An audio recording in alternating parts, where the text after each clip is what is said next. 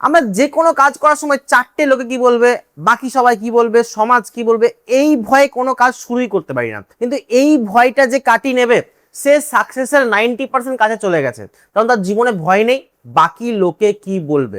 যাদের ভয় আছে লোকে কি বলবে, তারা জীবনে না এগোতে পেরেছে না নিজের কমফোর্ট জোন থেকে বেরোতে পেরেছে। তাই জীবনে কমফোর্ট জোন থেকে বেরোতে গেলে ফার্স্ট স্টেপ ওই লোকে কি বলবে সেইটা থেকে মুভ অন করা। আজকের video second part, accounting ratio. দেখো একদম মাখন করে দেবো, মাখন ভাবে বোঝাবো। কিন্তু আগের দিন বুঝিয়েছিলাম কারেন্ট রেশিও, আজকে বোঝাবো কুইক রেশিও। এই দেখো এই কুইক রেশিওকেই বলা হয় অ্যাসিড টেস্ট রেশিও, এই কুইক রেশিওকে বলা হয় লিকুইড রেশিও। তাহলে কুইক রেশিওর ফর্মুলা কি দাদা? Quick asset by quick liability.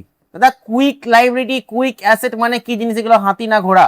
দেখো কুইক অ্যাসেটস কিউএ কি করে বেরোয়, কারেন্ট অ্যাসেটস এর থেকে যখন দুটো জিনিসকে মাইনাস করে দেবো তখন আমাদের কি বেরোবে, কুইক অ্যাসেটস। কি কি? একটা হচ্ছে ইনভেন্টরি, ইনভেন্টরি মানে কি দাদা? স্টক। ইনভেন্টরি আর প্রিপেড, প্রিপেড এক্সপেন্সেসকে যখন আমরা মাইনাস করে দেবো তখন আমাদের কি বেরোবে, quick assets. Let's start from that some. Okay, current assets already given 4,72,000, inventory is already given also, and prepaid expense is already given. So we have to put the value, nothing else. We have to just put the value, আমাদের ভ্যালুটাকে put করে দিতে হবে। তাহলে 4,72,000 হচ্ছে current assets, inventory হচ্ছে বেটা 1,12,000 plus prepaid expense হচ্ছে 8,000 টাকা। ব্যাস, তোমার কি বের করতে বলেছে? কুইক অ্যাসেটস বের করতে বলেছে। তো ভাই কুইক অ্যাসেটস কি করে বেরোবে? 4,72,000 থেকে 1,20,000 মাইনাস করে দাও, 4,72,000 থেকে 1,20,000 মাইনাস করে দাও, 3,52,000 টাকা। উত্তর আসবে 3,52,000 টাকা। দাদা এরকম অঙ্ক দিলে তো একদম পুরো মাখন হয়ে যাবে, জল একদম সুন্দর হয়ে যাবে দাদা, সুন্দর হয়ে যাবে। দ্বিতীয় নম্বর অঙ্কটা দেখে নাও। বলেছে ভাই কুইক অ্যাসেটস এর উত্তর দিয়ে দিয়েছে, ইনভেন্টরি দিয়ে দিয়েছে, প্রিপেড এক্সপেন্স দিয়ে দিয়েছে এবং ক্যাশ দিয়েছে। এটা কি ভাই? ক্যাশ হচ্ছে কোনো কাজে লাগবে না, কেন আমরা ফর্মুলা কি জানি, কুইক অ্যাসেট কি করে বেরোয়? কুইক অ্যাসেট বেরোয় হচ্ছে কারেন্ট অ্যাসেটের থেকে ইনভেন্টরি প্লাস প্রিপেড মাইনাস করে দিলে। তাহলে ভাই আমার এখানে কুইক অ্যাসেটস এর ভ্যালু দিয়ে দিয়েছে, দাদা দাদা দাঁড়া হেভি করেছে তো, একদম দারুণ, 5,48,000 টাকা। কারেন্ট অ্যাসেটস আমি জানি না, ইনভেন্টরি আমি জানি, ইনভেন্টরি কত দিয়েছে ভাই? ইনভেন্টরি দিয়ে 3,42,000 টাকা প্লাস প্রিপেড এক্সপেন্সেস কত? 24,000 টাকা।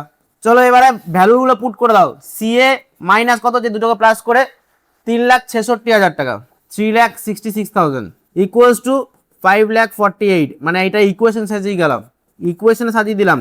এবার আমাকে উত্তরটা বের করে দাও। সিএ ইকুয়ালস টু কত হচ্ছে?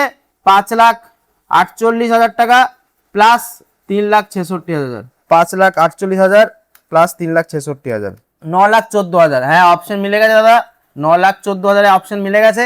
কত নম্বর অপশন? সি নম্বর অপশন। দাদা এই অঙ্কগুলো খুব সোজা, অঙ্কগুলোকে একদম শুধু ভালো করে মাথার মধ্যে গেঁথে রাখতে হবে আর কিছু না। দেখো এখানে কি বলেছে, দেখো এবার এখানে বলেছে কুইক লাইবিলিটি বের করতে। আমি কুইক অ্যাসেট বের করা শিখলাম, এবার বের করবে কুইক লাইবিলিটি। কুইক লাইবিলিটি কি করে বেরোবে? দেখো ভালো করে শুনবে, কুইক লাইবিলিটি কি করে বেরোয়? কারেন্ট লাইবিলিটি থেকে সিএল মানে কারেন্ট লাইবিলিটি থেকে একটা জিনিস মাইনাস করতে হয়, সেটা হচ্ছে ব্যাংক ওভারড্রাফট। ব্যাংক ওভারড্রাফট যখনই তুমি মাইনাস করে দেবে তখন আমার কি বেরিয়ে যাবে? কুইক লাইবিলিটি বেরিয়ে যাবে। দারুণ মাখন। জীবনে না এগোতে হবে না ভাই, তুমি থেমে থাকবে না। এই দেখো তোমার সঙ্গে যদি ধরো কোনো অন্যায় হয়েছে, তুমি এখন ক্লাস 12 পড়ছো, তোমাকে কেউ ছ্যাঁকা দিয়েছে, কেউ কত খারাপ কথা বলেছে, কেউ তোমাকে ছেড়ে চলে গেছে, দেখো কষ্টটা সাময়িক আসবে। তোমার মনে হবে যখন কি বলতো 4-5 বছর পর যখন তুমি এই সময়টাকে দেখবে তখন মনে হবে ওটা হওয়া দরকার ছিল, ওইটা না হলে আজকে আমি এই জায়গায় থাকতাম না। তো জীবনে যা কিছু হয় না, খারাপ ভালো, খারাপটা হলে আমাদের কাছে একটা শিক্ষা, ভালোটা হলে একটা মেমোরিজ। তাহলে তুমি ভালোটা হলো তুমি অ্যাকসেপ্ট করো, খারাপটাও তুমি অ্যাকসেপ্ট করো। খারাপটা এটা ভাবো না যে কেন আমার সাথেই হলো। সব থেকে বড় প্রশ্ন আমাদের জীবনে এটা থাকে, যখনই কোনো খারাপ ঘটনা আমাদের সঙ্গে ঘটে বা খারাপ কিছু হয় তখন আমরা ভাবি হে ভগবান আমার সঙ্গে তুমি এমনি কেন করলে, আমার ভাগ্যটাই কেন এত খারাপ। আমরা নিজেকে ব্লেম করি, আমরা সবসময় নিজেকে ভাবি যে আমার সঙ্গে বাজেটা ঘটছে, কিন্তু এইটা নয়, বাজে ঘটে না, আমরা পয়েন্ট অফ ভিউটা বাজে বানাই। ওই বাজে ঘটার পরে তুমি 4 বছর পর রিয়েলাইজ করবে ওই বাজেটা যদি না ঘটতো আজকে আমার সঙ্গে এই ভালোটা হতো না। তো বাজে হলেও অ্যাকসেপ্ট করো, ভালো হলেও অ্যাকসেপ্ট করো, বাট নিজেকে কোনোদিন থেমে রাখো না। থেমে রাখা মানে হেরে যাওয়া ভাই। দেখো ফেল আর ফেলিয়ারের মধ্যে পার্থক্য হচ্ছে, আমি ফেল করেছি এটা পজিটিভ দিক, আমি ফেলিয়ার এটা নেগেটিভ দিক। ফেলিয়ার কারা জানো? যারা জীবনে কোনোদিন উঠে দাঁড়াতে পারে না, উঠে দাঁড়ানোর সাহসটুকুই নেই। আর ফেল করে কারা জানো? যারা ট্রাই করে, ট্রাই করলে তো ফেল করবে, আর যারা ট্রাই করে না তারা তো অলরেডি ফেলিয়ার। তো ফেল ওরা, ওদের সাকসেসটা ডিলে হতে পারে কিন্তু ডিনাই কোনোদিন হবে না। বাট যারা ভাই ফেলিয়ার তাদের তো অলরেডি রিটেন ডেস্টিনিতে লেখা আছে তারা ফেলিয়ার। কারণ তারা কোনোদিন চেষ্টাই করেনি। ওই যে সমাজ কি বলবে, লোক কি বলবে, আমি যদি এটা করি, আমি যদি ভিডিও বানাতে থাকি, আমার ঘরের লোক হাসবে, এই চিন্তা ভাবনা করে ভালো ভালো কন্টেন্ট ক্রিয়েটাররা নিজেদের কন্টেন্ট বানায় না। ছাড়ো, আমি যেটা বলছিলাম, দেখো এইখানে কেস দেখো ভাই, কারেন্ট লাইবিলিটি দিয়ে দিয়েছে কত, 2,16,000 টাকা। ব্যাংক ওভারড্রাফট কত আছে, 12,000 টাকা। ভাই আমার এইখানে ট্রেড পেবেলের কোনো কাজ নাই, কারণ ট্রেড পেবেলকে আমার নিয়ে লাভ নেই। কিছু কিছু জিনিস জীবনে থাকে, কিছু না আসে, ওগুলোকে ইগনোর করতে হয়। সেরকমই ট্রেড পেবেলটাকে ইগনোর করতে হবে। তাহলে কি বেরোবে আমাদের, কুইক লাইবিলিটি। তাহলে আমাদের কত হচ্ছে দাদা, 2,04,000 টাকা। তাহলে কুইক লাইবিলিটি কত হচ্ছে দাদা, 2,04,000। অপশন মিলেছে, হ্যাঁ দাদা মিলেছে, দারুণ, টিক করে দাও। দাদা বেসিক শেখাচ্ছ তো? আমি হ্যাঁ ভাই, বেসিক আগে শিখে নাও, তারপরে তুমি অন্য কিছু করবে। এরপরে তোমরা যেটা করবে, এটা করে দেখাও ভাই, এটা করে দেখাও তোমরা। এটা স্ক্রিনশট না, এটা উত্তরটা বলো যে কত হবে ভাই, এর উত্তরটা বলো কত হবে, এটা আমি লাস্টে করাবো। দেখো এইটা কিন্তু বুঝে নাও, কারণ এটা খুব ইম্পর্টেন্ট জিনিস। এটা নর্মাল একটা মানে এটাকে ভাবতে হবে তোমাকে অন্য পয়েন্ট অফ ভিউ থেকে। বলে দেখো গ্রস প্রফিট 12% কস্ট প্রাইসের উপরে, তাহলে সেলিং প্রাইস যদি 2,24,000 হয়, তাহলে গ্রস প্রফিটটা কত হবে? ওফ, এইসব অঙ্ক দেবে একদম 1 নম্বরে ছোট, কিন্তু অনেক ছেলেমেয়ের মাথা পুরো ব করে ঘুরে যাবে। কি হবে ভাই, প্রথমত আমাকে এইটা বুঝতে হবে দাদা, কস্ট প্লাস প্রফিট করলে আমাদের কি আছে দাদা, সেল আছে। ক্রয় মূল্য তার সঙ্গে যদি লাভ বা মুনাফাটা অ্যাড করি, তাহলে আমাদের বিক্রয় মূল্যটা আসে। তাহলে কস্ট বলতে কি বোঝাচ্ছে দেখো, বলে যে গ্রস প্রফিট হবে 12% কার উপরে, কস্ট প্রাইসের উপরে। যার উপরে বলবে ভাই তার উপরে 100 ধরে নেবো, যার উপরে বলবে তাকে আমি 100 ধরে নেবো। এক্স ধরে কোনো অঙ্ক হবে না ভাই, অঙ্ককে এটা অ্যাকাউন্টেন্সি, এক্স ধরে কিছু হবে না ভাই। এক্স তুমি ক্লাস 10-এ ফেলে এসছো, সমাজ রেও। আচ্ছা, প্রফিট হচ্ছে কত, 12%। তাহলে প্রফিট যদি 12% হয়, তাহলে 12 হচ্ছে প্রফিট। এবারে বলো সেল কত, সেল হচ্ছে 112। কেন দাদা, আমরা জানি দুটো যোগ করে তোমাদের সেলটা আছে। এবার যে বলেছে যে সেলিং প্রাইস হচ্ছে 2,24,000 টাকা, তাহলে সেল হচ্ছে 112, সেটা সমান সমান যদি 2,24,000 টাকা হয়, তাহলে এক সমান কত হবে, 2,24,000 বাই 112। আর ইন্টু কি হবে, তোমাকে কি বের করতে বলেছে, বলে গ্রস প্রফিটটা বের করো। তাহলে 12%-এর জন্য কত হবে, ব্যাস কাটাকুটি করে দাও। তাহলে উত্তরটা দাঁড়াচ্ছে 24,000 টাকা। উত্তর কত দাঁড়াচ্ছে, 24,000 টাকা। অপশন মিলে গেছে দাদা, টিক মারো। অঙ্ক, নেক্সট অঙ্ক চলো। এবারে এইগুলো তো আমরা acid test ratio, liquid ratio, quick ratio, এটা কিন্তু একই, আমি আগের থেকে বলে রাখছি, শুনে নাও। Acid test ratio, liquid ratio, তারপর হচ্ছে কুইক রেশিও, এগুলো একই নাম। হ্যাঁ, তোমার নাম দ্বারা বাবু কেউ রেখেছে, কেউ বেটা রেখেছে, কেউ খেপু রেখেছে, কেউ পুচু রেখেছে। তো যেরকম তোমার নামটা অনেক রেখেছে না, অনেকজন কি কেউ কুচুপু রেখেছে, সেরকমই acid test ratio, liquid ratio, quick ratio একই জিনিস। হ্যাঁ, যেরকম তোমাকে বলে না বিকালবেলা সন্ধ্যেবেলা, বাবু এখনো ঘুমাওনি, সেরকমই এটার নাম হচ্ছে অ্যাসিড টেস্ট, লিকুইড এবং কুইক। ঠিক আছে, এবারে আসছি খেলাতে।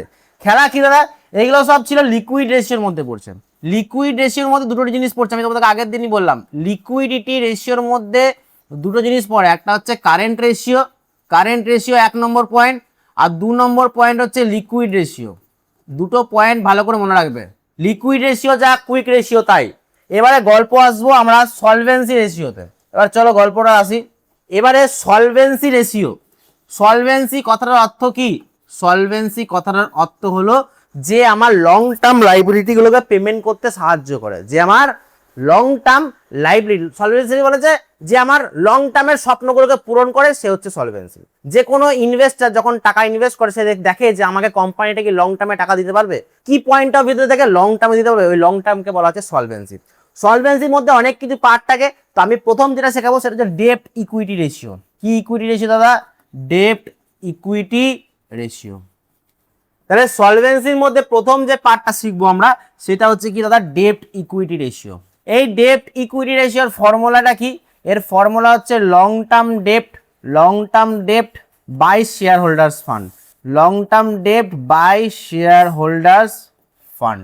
চলো এবারে লং টার্ম ডেপ্ট কোনগুলোকে বলা হয়, বা শেয়ার হোল্ডার্স ফান্ড কোনগুলোকে বলা হয়, মাখন ভাবে দেখে নিই।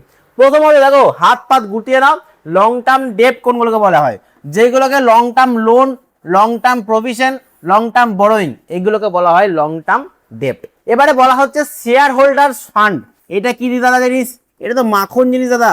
এটা দুভাবে বেরোয়, শেয়ার হোল্ডার্স ফান্ড দুভাবে বেরোয়, একটা লাইবিলিটিস ফরম্যাটে বেরোয়, একটা অ্যাসেটস ফরম্যাটে বেরোয়। এই যে এইটা equity share capital, preference share capital, reserve, তার থেকে ফিকটিসিয়াস অ্যাসেট এটা মাইনাস করতে হয়। দেখো ফিকটিসিয়াস অ্যাসেট হচ্ছে এমন একটা জিনিস যাকে দু চোখে সহ্য করতে পারে না কেউই, না অ্যাসেট সাইজ সহ্য করতে পারে, না লাইবিলিটি সাইজ সহ্য করতে পারে। আমি কথার কথা বলছি, তো মনে রাখবে ফিকটিসিয়াস অ্যাসেট মাইনাস হয়ে যাবে। তাহলে কি কি প্লাস হবে? Equity share capital, preferential capital, আর মাইনাস কি হবে দাদা?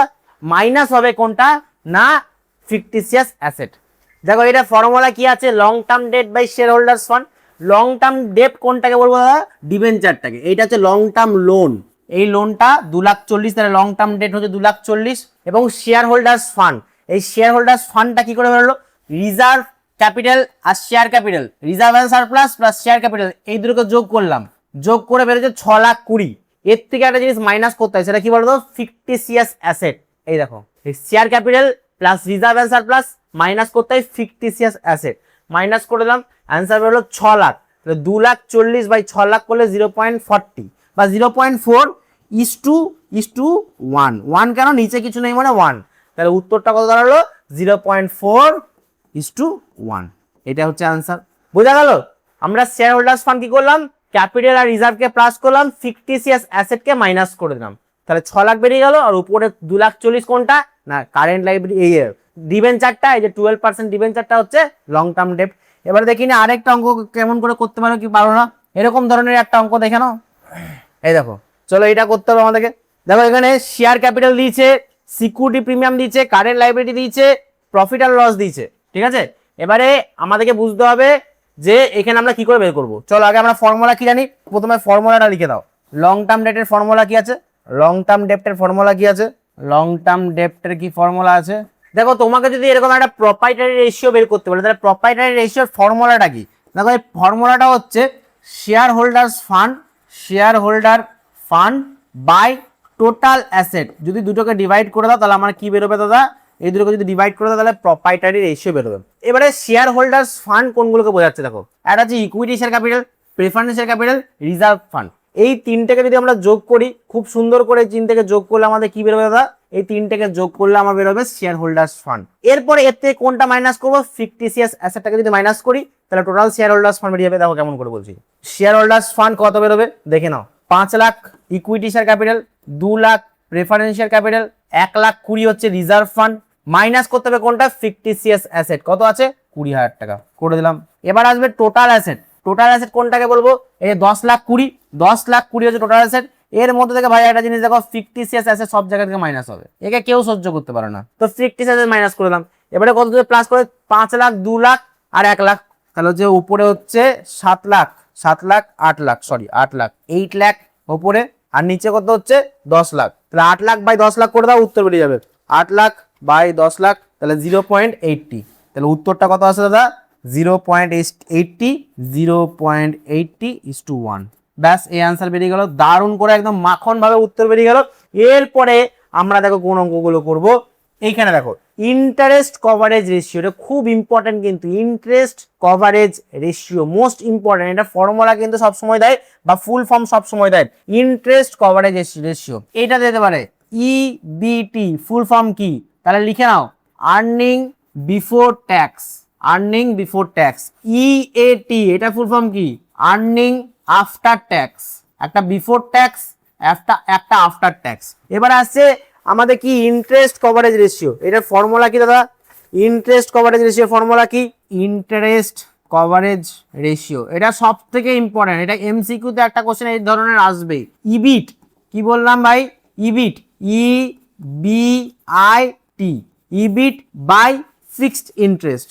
Fixed interest, EBIT by fixed interest. EBIT এর ফুল ফর্মটা কি? খুব important, earning before interest and tax.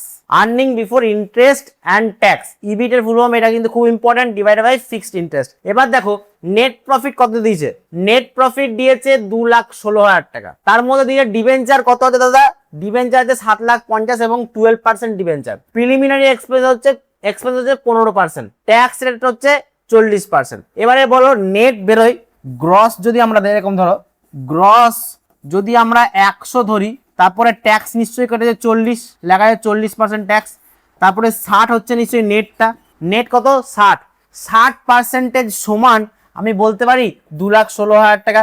কারণ কেটে কুটে আমার 2,16,000 টাকা বেরিয়েছে। কত কেটেছে? 40% কেটেছে। তার মানে নেট হচ্ছে 60%। 60% সমান যদি 2,16,000 টাকা হয়, তাহলে 1% সমান কত হবে? 2,16,000। এই 2,16,000 টাকা হচ্ছে 60% ভ্যালু, কারণ নেটের ভ্যালু বলে দিলে 2,16,000, 2,16,000 হচ্ছে 60% ভ্যালু। তাহলে 1%-এর জন্য কত হবে দাদা? 1%-এর জন্য হবে 2,16/60। তাহলে 100%-এর জন্য কত হবে? 100%-এর জন্য কত হবে আমরা বের করে নিই। তাহলে 2,16/60 ইন্টু 100, 2,16,000 ডিভাইডেড বাই 60 ইন্টু 100 করলে কত হচ্ছে? 3,60,000। তাহলে 3,60,000 হচ্ছে কি বেরোলো আমাদের? Earning EBIT. ইবিটি মানে আর্নিং বিফোর ট্যাক্স। এবার ইবিআইটিটা কি করে বের করবো? ইবিটি বেরিয়ে গেলে আর্নিং বিফোর ট্যাক্স। এবার ইবিট কি করে বের করবো? ইবিট বের করার কি করে নিয়ম আছে দাদা?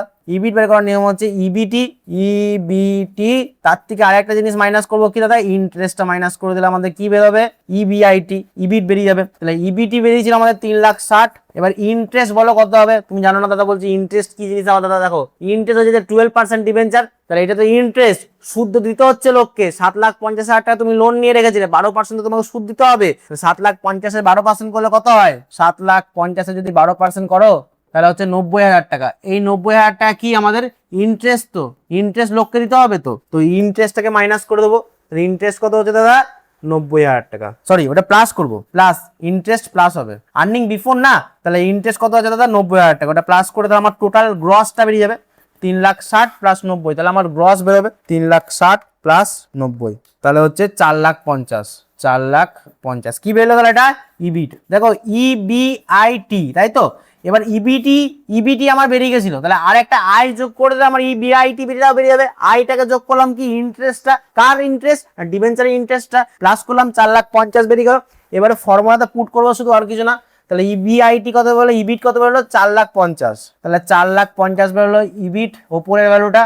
আর ইন্টারেস্ট কত? ফিক্সড ইন্টারেস্ট এখনই বের করলাম 90,000 টাকা ইন্টারেস্ট। তাহলে দুটোকে ডিভাইড করে দেবো, তাহলে উত্তর বেরিয়ে যাবে 4,50,000 ডিভাইড বাই 90 হচ্ছে 5। তাহলে 5 আমাদের উত্তর বেরিয়ে গেল।